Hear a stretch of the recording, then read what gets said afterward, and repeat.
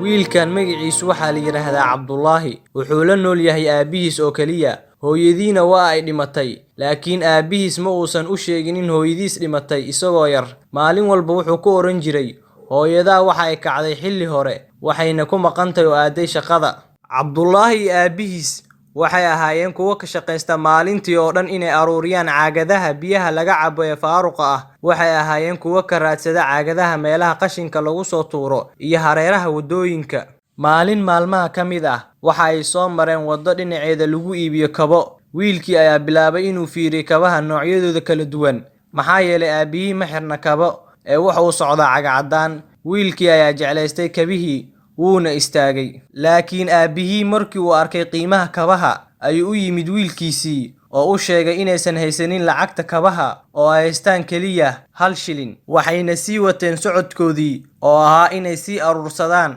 caagadaha lagu soo tuuray wadooyinka laakiin Cabdullaahi markii uu yimaado madrasada ayuu dareemi jiray murugo aad u xun aabihii ayaa ku yidhi wiilkiisii wiilkaygii oo lacagtaan haysano oo dhan waa 1 shilin hoo qaado adiga ayaa iga baahi badan aniga wiilkii ayaa u mahad celiyay aabihiisii wuxuuna galay madrasada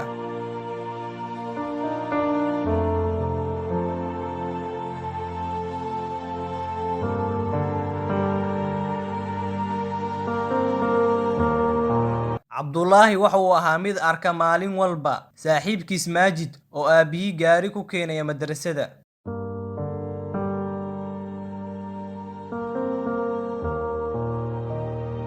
aabaha dhalay Maajid ayaa siin jiray cunugiisa lacag fara badan wuxuuna ku oran jiray ku godo lacagtan waxa aad rabtid oo dhan Maajid markii uu qaato lacagta waxa uu ahaa mid aad u faraxsan wuxuuna oran jiray lacag maxaa ka caraf badan lacagtan aabihii dhalay Cabdullaahi markii uu arkay Maajid iyo aabihiis waxa uu dareemi jiray murugo aad u xun maxaa yeelay wiilkiisii ma uusan u heli karin lacagtaas oo kale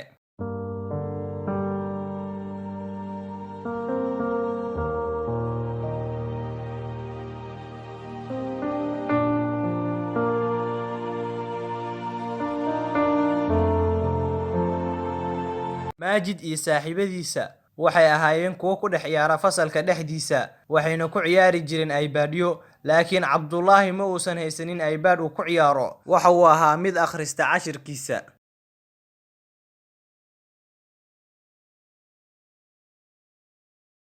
Cabdullaahi markii uu eego saaxiibadiis oo ciyaaraya Maajid ayaa soo fiirin jiray oo ku oran jiray maxaad naga soo fiirini ma haysatid iPad laakiin Cabdullaahi ma uusan awoodin inuu u jawaabo sababtoo ah ma haysto lacag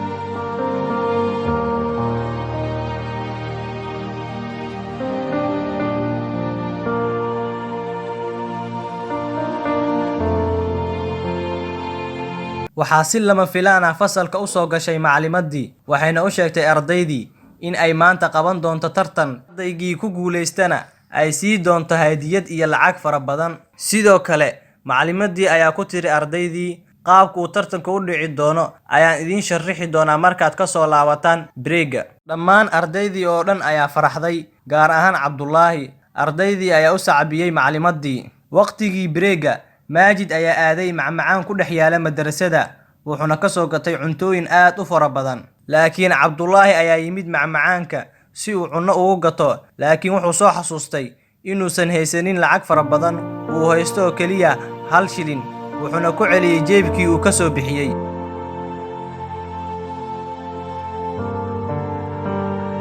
kadib markii uu dhamaaday waqtigii breega macallimadii ayaa ku tiri ardaydii tartanka maanta wuxuu noqon doonaa sida soo socota ardaygii keena caagadaha biyaha laga cabay eberka iyo koobabka jajabsan ee dhex yaala madrasada ee ugu badnaada ayaa ah ardayga guuleystaha intaas kadib Cabdullaahi ardayda kale ayaa bilaabay inay soo aruuriyaan caagadaha iyo koobabka dhex yaala madrasada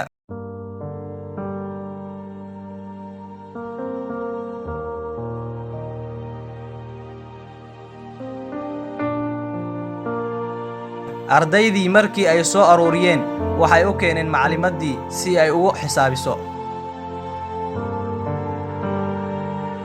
waxaa la yaab leh inuu Cabdullaahi soo aruuriyay caagadihii ugu badnaa macallimadii ayaa ku tiri Cabdullaahi mahadsanid Cabdullaahi waxaa tahay arday aad u wanaagsan hoo qaado lacagtan waxaad ku guulaysatay tartankii. Cabdullaahi ayaa qaatay lacagtii wuxuuna baxay isagoo aad u faraxsan. Laakiin si lama filaan ah ayuu hal mar istaagay wuxuuna fiiriyay lacagtii wuxuuna soo xasuustay kabihii uu ag taagnaa isagii aabihii markii ay caagadihii aruurinayeen.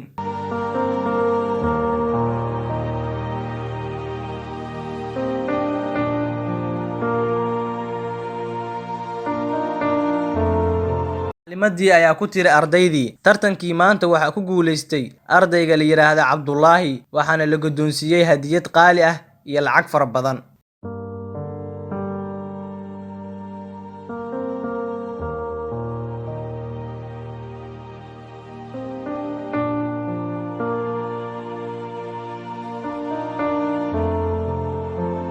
Cabdullaahi ayaa u soo laabtay aabihii isagoo aad u faraxsan.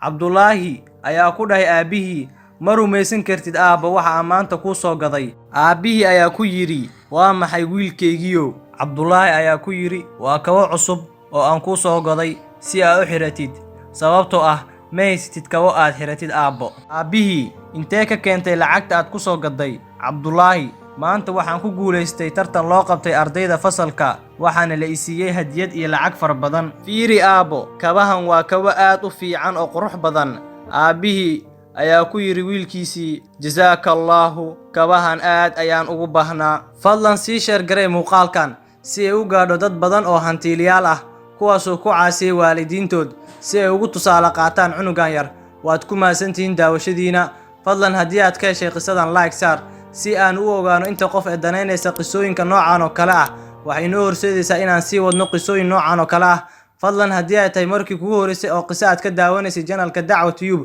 fadlan subscribe saaro si aad ula socotid qisooyin kale cusub.